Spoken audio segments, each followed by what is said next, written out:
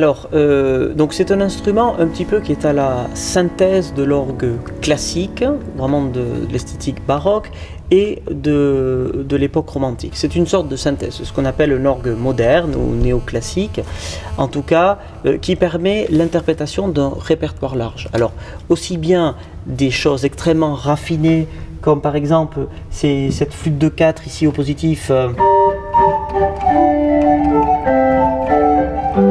qui est vraiment dans l'esprit assez baroque, ou bien par exemple ce grand plein jeu qui est aussi vraiment extrêmement imprégné du plein jeu classique français.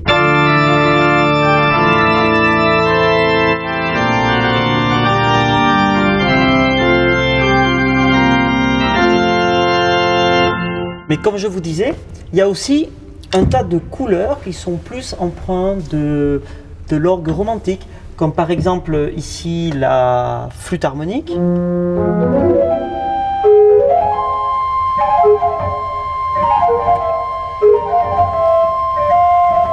Ou la voix céleste.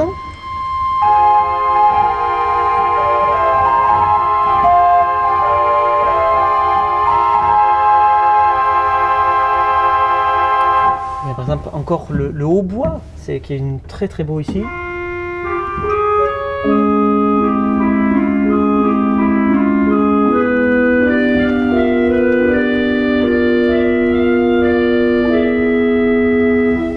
Voilà, c'est un peu toutes ces couleurs-là, donc c'est vraiment un instrument qui a été, je pense, conçu comme une sorte de palette, où on peut vraiment, le son est très flexible et on peut vraiment trouver les couleurs qui vont s'adapter à, je dirais, la totalité du répertoire de l'orgue, en fait.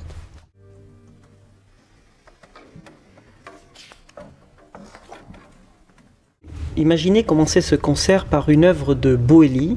Boëly était un organiste français assez étrange pour l'époque parce qu'il aimait la musique de Jean-Sébastien Bach. Alors c'était d'ailleurs sur son propre instrument, il a fait installer un pédalier classique comme celui-ci pour remplacer le pédalier de style français qui est en fait beaucoup plus étroit et qui permet beaucoup moins de virtuosité au pédalier. Mais puisqu'il voulait jouer les œuvres de Bach, il lui fallait un pédalier plus traditionnel. Donc il a fait faire ses travaux sur son orgue. Et c'était un des seuls qui défendait cette musique-là, parce que la musique française, à la fin du XVIIe et du XVIIIe siècle, est une musique très particulière, et en tout cas qui n'a pas beaucoup de musique contrapuntique, par exemple. C'est une musique, je dirais, élégante, c'est une musique de style, mais ce n'est pas vraiment une musique qui s'approche de la musique de Jean-Sébastien Bach. Ce sont deux univers complètement différents. Et donc, c'était pour montrer un petit peu un des compositeurs français qui a servi la musique de Bach en son temps. Et c'est pourquoi, ensuite, j'enchaîne avec une œuvre de Jean-Sébastien Bach, une sonate en trio. Et effectivement, je termine par une œuvre de Maurice Duruflé.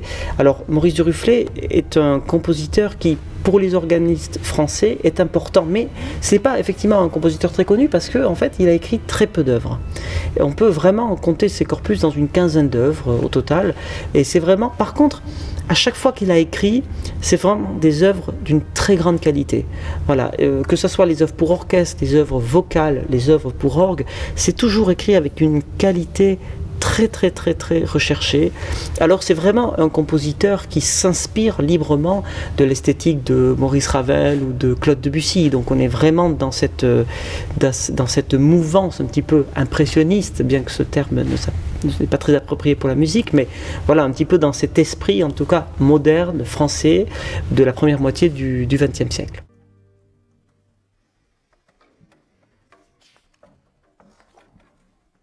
Alors, je ne peux pas malheureusement vous parler de l'improvisation que je ferai parce que je n'ai pas encore vraiment réfléchi à ce que je ferai, mais une improvisation de manière générale, en tout cas en ce qui me concerne, c'est toujours une rencontre avec un instrument, puisque à un moment, le timbre, le son va avoir un impact dans votre improvisation parce qu'il peut être déclencheur, surtout quand on a un orgue qui a du caractère comme celui-là, et bien justement les couleurs vont vous amener quelque part. Donc c'est vrai que l'instrument en lui-même est un facteur important pour l'improvisation. aussi, comme vous l'avez dit, je dirais l'environnement, c'est-à-dire les autres pièces qui seront autour, parce que on aura des thèmes, des formules mélodiques, des harmonies dans l'oreille, parce qu'on les aura jouées dans le concert ou proche du concert. Donc on aura effectivement dans l'esprit une sorte, une sorte de synthèse de tout ce qu'on aura joué, tout ce qu'on aura entendu ces derniers jours. Mais il y a aussi l'instant, et il y a aussi la rencontre avec le public, parce que moi, je suis très sensible au silence qu'il y a dans les concerts, par exemple, ou à l'écoute. Même si c'est un silence qui est habité. Les gens dégagent une sorte d'énergie par leur silence. Et c'est vrai que ça m'aide aussi dans la concentration, dans la direction de l'improvisation. Ça me donne, ça me stimule en fait. C'est une sorte de stimuli, en tout cas, dont j'ai besoin pour improviser.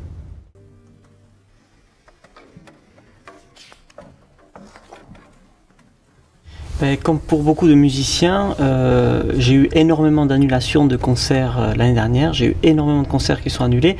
En France actuellement, par exemple, tout est à l'arrêt. Il n'y a pas une salle de concert qui soit ouverte et ni même une église qui est autorisée à faire un concert. Donc on est complètement... c'est très surprenant parce que c'est une époque... en tout cas, c'est quelque chose qu'on ne pensait pas vivre.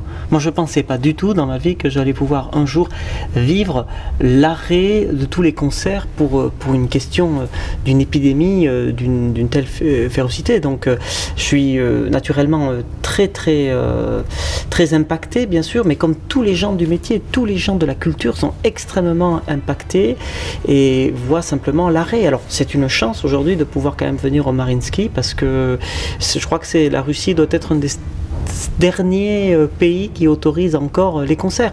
Et d'ailleurs, je ne comprends pas vraiment pourquoi c'est pas autorisé, même avec des distanciations, parce que finalement, quand on prend le métro, le bus ou l'avion, on est encore plus impacté que dans une salle de concert. Donc ça, je comprends pas. Et surtout, les gens, dans cette période de stress, dans cette période très compliquée, ont besoin de la culture, ont besoin de s'évader, parce qu'on vit dans l'horreur du matin au soir. Il suffit qu'on allume la télé, qu'on allume la radio, c'est que pour nous annoncer des mauvaises nouvelles, que l'épidémie ne part jamais.